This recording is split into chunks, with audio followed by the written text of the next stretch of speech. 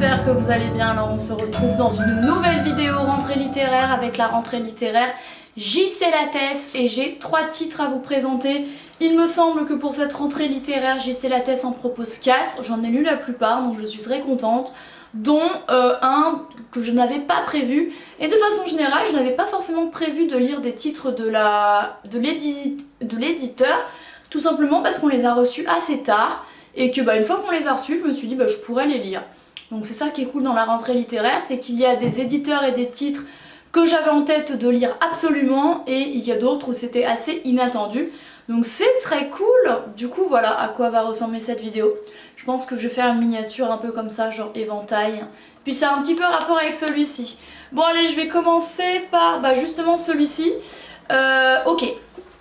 Alors, on a du coup Une reine sans royaume de Ella Feki. C'est le premier roman que je lis de l'autrice, et en fait c'est à chaque fois les premiers romans que je lis des autrices, parce que ce sont 3 femmes, quand bien même ce ne sont pas des premiers romans.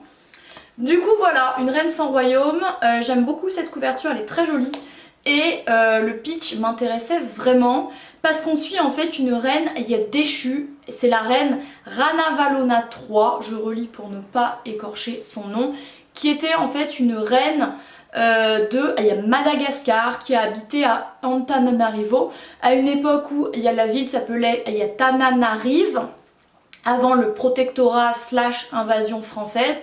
Et en fait c'était une reine qui vivait dans le faste, dans un château, enfin dans une espèce de... Ah c'est quoi le mot déjà, dans une citadelle avec son mari, un vieil homme qu'elle avait été obligée d'épouser à une époque où les femmes obéissaient complètement à leurs frères et pères. Tu te maries, elle se marie. Donc voilà, elle vivait vraiment en marge de la société. C'était une reine quoi, elle ne voyait, il n'y a pas la misère qu'il y avait à Madagascar, que son peuple crevait de faim. Elle était vraiment privilégiée jusqu'au jour où en fait il y a eu cette invasion française. Elle a dû être exilée, et je sais pas, il y a d'ailleurs pourquoi, je crois que c'est à cause de l'invasion française qu'elle a dû être exilée à Alger. Du coup, le récit se passe à Madagascar quand elle a des réminiscences de souvenirs quant à cette époque-là. Une époque où du coup elle était mariée avec ce vieil homme, ensuite il est mort, ensuite elle a eu une histoire avec un certain Marius, je crois, un français, un journaliste français, avec lequel elle a vécu des choses géniales, elle a des super souvenirs, elle a vraiment cette nostalgie de cet amour-ci. Ensuite ça se passe à Alger, lorsqu'elle est exilée, mais elle est exilée dans de bonnes conditions. Et ensuite elle va également à Tunis, à Carthage, où en fait elle se rend à une représentation théâtrale où elle va faire la connaissance et revoir des femmes qu'elle avait rencontrées avant. Ainsi qu'en France, voilà, il y a 4 lieux en fait où il déroule ce récit. C'est un court récit mais assez riche, dans lequel l'autrice s'intéresse vraiment à la vie de cette reine un petit peu oubliée, et j'ai trouvé ça hyper intéressant. Il est dit: Ella Feki entremêle la voix intime de cette reine oubliée et la peinture des grands bouleversements sociaux, culturels et politiques qui ont agité la Tunisie coloniale au début du XXe siècle. Effectivement, il est question du colonialisme, notamment français, à Madagascar, en Algérie et en Tunisie. Donc ça c'est hyper intéressant. Ranavalona III, elle est très bien traitée quand elle est exilée en Algérie et quand elle arrive en Tunisie. Et même quand elle arrive en France, on lui déroule un petit peu le tapis rouge, quand bien même elle n'est plus reine de son royaume. Et voilà, c'est une femme de son époque du coup au XXe siècle. Alors il y a quoi comme année? Il y a fin 1800, en fait, le récit se passe entre à peu près 1880 et 1907. Donc du coup elle va rencontrer des fameuses dames, par exemple Myriam Hari, qui est une écrivaine française en fait, qui a eu le prix Femina. Et c'est vraiment la rencontre de ces femmes également avec une odalisque. Une odalisque c'est quoi? C'est une, un peu une prostituée qui appartient au royaume, ouais voilà. Également elle rencontre la princesse égyptienne Nazli, et c'est vraiment ces femmes qui parlent de leur condition de femme, de leur mariage souvent pas heureux. Et Ranavalona III va apprendre plein de choses sur la façon de vivre de ces femmes que les apparences sont parfois trompeuses et qu'elles ont quand même, il y a des mariages relativement forcés et pas très heureux. Voilà, c'est les conditions de vie à cette époque, effectivement les changements sociaux et politiques, l'invasion française. Bref, ça parle de plein de choses, c'est un récit assez riche mais difficilement résumable. Donc je vais m'arrêter là, mais si vous souhaitez en savoir plus sur la vie de cette reine oubliée, il y a écrit princesse mais... Non, de cette reine oubliée, lisez Une reine sans royaume de Ella Feki chez JC Lattès. Je pense que je lui mettrai un 8 sur 10 parce que ça m'a intéressée en fait d'apprendre des choses sur cette femme et d'en savoir plus sur les conditions de vie à cette époque dans des pays desquels je ne suis pas coutumière. Il y a Madagascar, je crois que c'est le premier roman que je lisais qui se y est passé en partie là-bas. Le second livre que j'ai lu d'une traite à la librairie un jour, et pour cause il est tout fin mais hyper drôle, c'est Cœur de cochon de Suzy Morgenstern. Alors, celui-ci je n'avais pas prévu de le lire, le sujet avait l'air sympa mais je me suis dit bon je vais en prioriser d'autres. Et en fait un jour, un samedi, je m'ennuyais, je l'ai emprunté, c'est écrit extrêmement gros, hein. Donc clairement ça à lire sur la journée c'est largement faisable. Et c'est un livre hyper drôle, donc Suzy Morgenstern elle a écrit tout plein de livres en français, la plupart du temps elle est américaine mais elle vit en France parce qu'elle a épousé un français. Il y a notamment pour la jeunesse mais elle écrit également quelques romans. Et un jour elle a eu l'idée d'écrire un livre entier, il est dédié au cochon, cet animal vu comme mauvais dans sa religion parce qu'elle est originaire d'une famille juive ashkénaze américaine. Du coup forcément chez les juifs et les musulmans le cochon c'est interdit quoi. Donc elle a décidé quand même d'écrire un livre sur son rapport au cochon. Donc forcément cette initiative a beaucoup choqué sa sœur et ses filles, mais elle l'a quand même fait, j'ai trouvé ça génial. Donc on suit vraiment la vie d'une jeune fille donc élevée dans une famille juive pratiquante parce que ses parents étaient en fait des immigrés d'Europe qui ont emménagé aux États-Unis et c'est vraiment cette petite fille donc qui vit dans une famille assez comme ça, mais un jour elle va manger un hot dog avec sa sœur dans lequel il y a du porc, elle aime trop ça et c'est vraiment son rapport amour-haine avec cet animal qui est vu comme interdit et comme Satan dans sa religion. Il y a plein d'anecdotes, c'est hyper drôle, on suit son enfance, son adolescence.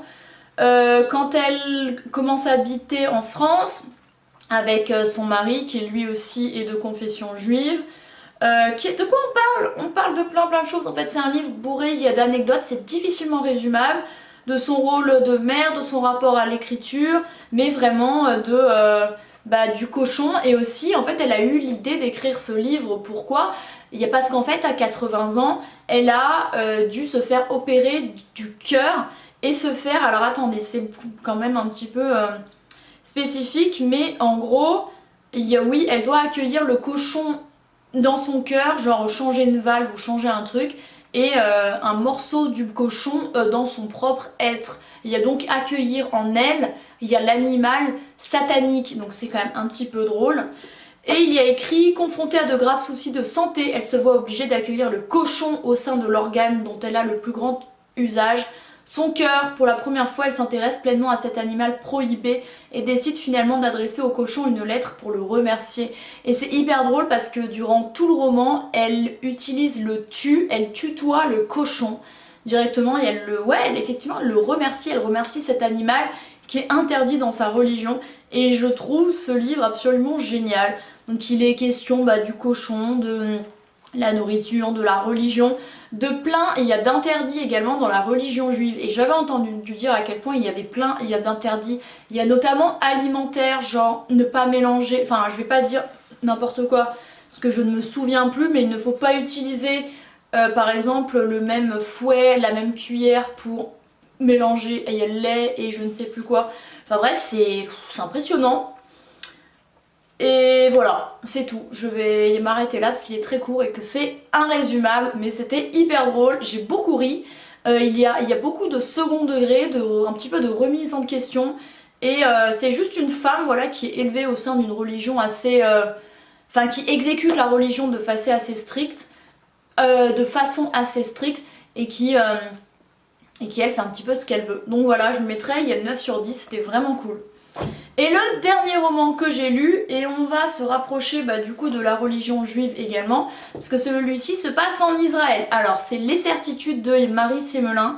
Marie Semelin a été entre autres journaliste au Moyen-Orient pour Radio France et pour le quotidien belge Le Soir, donc elle sait de quoi elle parle, et j'avoue que celui-ci me faisait il y a de l'œil. Je n'ai jamais lu de roman qui se passe en Israël, et surtout actuellement avec le conflit, je vous avoue que j'avais pas trop envie de lire un roman qui se passait en Israël, mais j'ai quand même dépassé cette idée-ci là qui est un petit peu stupide pour lire celui-là. Donc j'avais également un petit peu peur que le roman soit biaisé, qu'il y ait parti pris, que par exemple, je sais pas, mais je vais pas parler, il y a politique ici, mais qu'il est lié vraiment un méchant, un gentil, mais c'est beaucoup plus vaste que ça.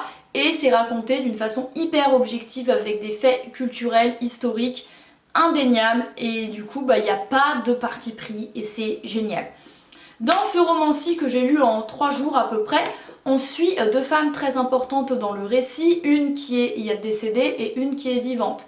Il y a Madame Simone, 75 ans, israélienne exilée en France, et il est décédée au début du récit.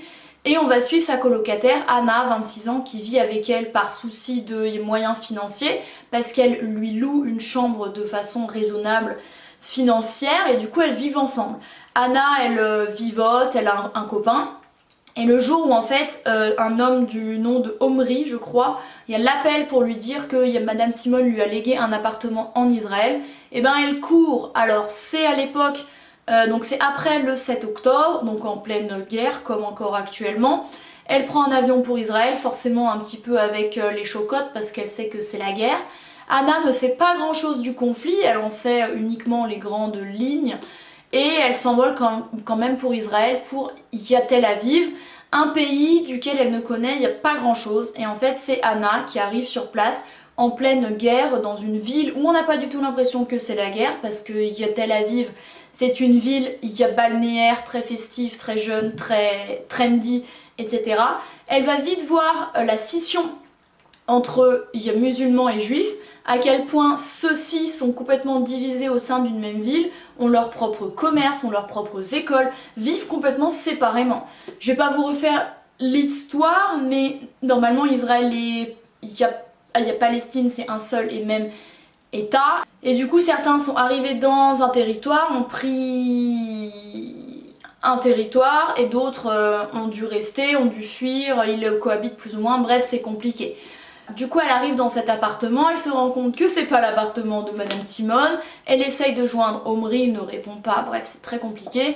Anna sort un peu, va au restaurant, va discuter avec un commerçant, va en savoir plus sur Tel Aviv, mais surtout elle décide de se rendre jusqu'à Jérusalem, la ville sainte où est enterrée Madame Simone. Parce qu'il faut savoir que Anna, elle avait dit à la famille de Madame Simone en France, enfin à la famille, aux amis plutôt, parce qu'elle n'avait plus de famille, que Madame Simone voulait être enterrée en France, sans dire à ses amis qu'elle voulait être enterrée à Jérusalem. Donc finalement le corps est rapatrié à Jérusalem, et son but c'est d'aller là-bas, sauf qu'on est en pleine guerre, il faut des autorisations spéciales pour aller à Jérusalem. Jérusalem, cette ville qui est un petit peu le sanctuaire des 3 religions monothéistes, raison pour laquelle il y a autant de conflits, parce que ces 3 religions ne peuvent pas se piffrer et c'est très compliqué de cohabiter, et chacun veut sa part de Jérusalem. Finalement elle va réussir à y aller, aidée d'un jeune homme qui s'appelle Noam, un jeune juif qui cache sa kippa dans sa poche.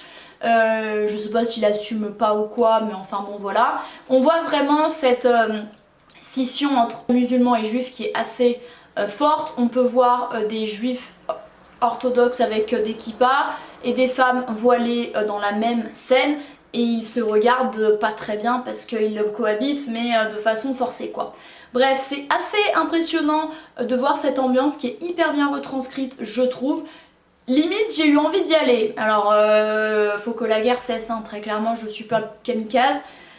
Mais voilà, je pense qu'il y a des situations à voir, sociales, en mode il y a un point de vue extérieur qui doivent être hyper intéressant à voir, de voir vraiment ces cultures qui cohabitent pas très bien mais ensemble. Voilà, donc elle se rend jusqu'à Jérusalem, ils vont mentir sur des trucs, se cacher sur des trucs pour arriver à son but. C'est littéralement cette épopée de Anna pour aller jusqu'à, il y a Madame Simone et aller y la voir jusque dans son dernier, voilà, jusque sur sa tombe. C'est hyper intéressant. Anna se renseigne sur le conflit, ça la ramène un petit peu à sa position initiale. Elle va rencontrer des gens, elle va s'éprendre du fameux Noam. Et il est écrit de 1955 à aujourd'hui entre Jérusalem et Ramallah. Et Marie Semelin signe un roman bouleversant d'humanité où chacun des personnages affronte ses contradictions jusqu'à ce que ses certitudes vacillent. Effectivement, le récit se passe jusqu'à Ramallah aussi, donc en Cisjordanie si je me souviens bien. Il y a là-bas aussi pour y entrer, il faut des autorisations. Bref, c'est la guerre, c'est compliqué. Et il y a également il y a des moments du passé, donc il y a dans les années 50 et après, où en fait on en apprend plus sur la vie de la fameuse Madame Simone qui habitait en Israël, qui a été élevée dans une famille assez ouverte et assez érudite, où elle a appris l'anglais, le français, l'hébreu et l'arabe. Et pour elle, Israël, c'est ce mélange de cultures, ce mélange sans problème. Et elle a fui pour aller en France. Et voilà, encore une fois, c'est très bien, il y a documenté, il y a des faits incontestables, les torts de chacun, la réalité aussi, comme quoi, en 1948, les Britanniques sont arrivés et ont dit aux Juifs d'Europe, vous allez ici, et ils ont créé Israël. Mais sur un territoire qui existait, je vais pas vous refaire l'histoire, c'est un fait avéré. Donc voilà, c'est un roman hyper intéressant que j'ai beaucoup aimé, qui est très bien. Et je lui mettrais facilement un 9,5 sur 10. Et je vous encourage vivement à le lire si vous souhaitez en savoir plus en fait sur la situation du pays, sans parti pris, en toute objectivité. Et moi ça m'a vraiment passionné. Et ah oui, il y a un truc aussi que je m'étais écrit en faisant l'article que j'ai oublié de dire et que j'aimerais bien dire en vidéo. Alors, où est-ce que c'est? Les certitudes. Il y a aussi des répliques hyper drôles dans ce récit. Il y a par exemple, elle dit, Anna, je me dis qu'un juif qui s'appelle juif, ça fait quand même, il y a de judéité. Puis je me souviens qu'en français aussi on a ça, il y a les chrétiens qui s'appellent Christian et personne n'a l'air de trouver ça lourd. Voilà ce genre de réplique hyper drôle.